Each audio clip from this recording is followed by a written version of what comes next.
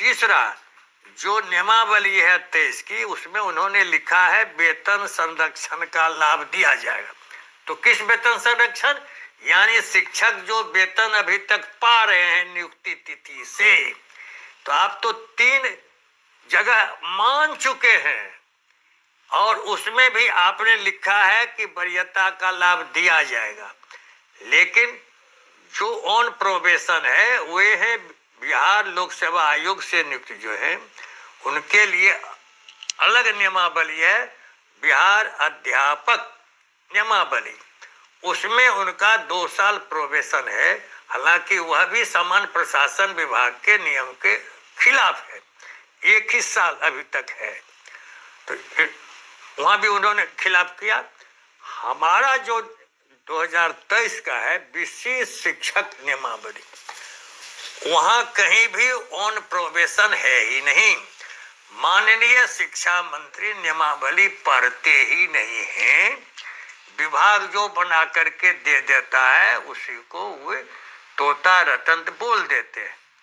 इसलिए आम शिक्षकों में इसको लेकर के काफी असंतोष है, आक्रोश है, और यही आक्रोश व्यक्त करने के लिए हमने तो केवल राज्य परिषद के सदस्यों का ही आह्वान किया था, जिनकी संख्या हमारे संघ के विधान के मुताबिक कुल 165 है, लेकिन हमारी 500 कुर्सियां भर गई, उसके अतिरिक्त भी शिक्षक थे।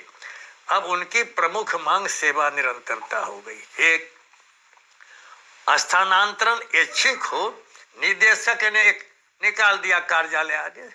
कार्यालय आदेश कानून नहीं है। बार बार आपसे कई बार हमने बात की है, आज माननीय मुख्यमंत्री को भी पत्र भेजा है कि आपका नौकरशाह अनुच्छेद 13 नहीं पढ़ता है। 13 अनुच्छेद कहता है कि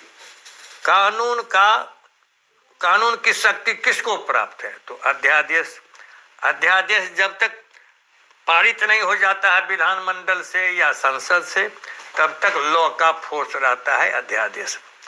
दूसरा क्या लिखा है 13 में? अधिसूचना।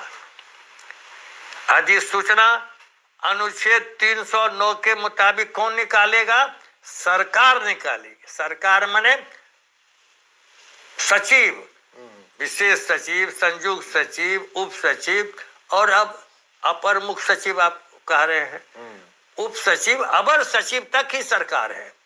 कोई भी नोटिफिकेशन या अधिसूचना उन्हीं के हस्ताक्षर से निर्गत। चूंकि राज्यपाल द्वारा प्रदत्त शक्ति जो अधिसूचना यानी गजट में जो नोटिफाई होता है उसमें लिखा रहता है राज्यपाल के आदेशानुसार। तो राज्यपाल थोड़े हर एक फाइल पर दस्तखत करते हैं। संविधान में उन्होंने अपनी शक्ति उन लोगों को प्रदत्त कर दी है, उस पर कोई क्वेश्चन नहीं उठा सकता है। लेकिन राज्यपाल की शक्ति का उपयोग जो संवैधानिक बाध्यता है सरकार करेगी। सरकार का माने सचिव होता है, निदेशक नहीं होता। हाँ, निदेशक उस अधिसूचना, उस अध्यादेश, उस नियमावली के कार्यान्वयन के लिए निर्देश निकाल सकते हैं। जितने नियम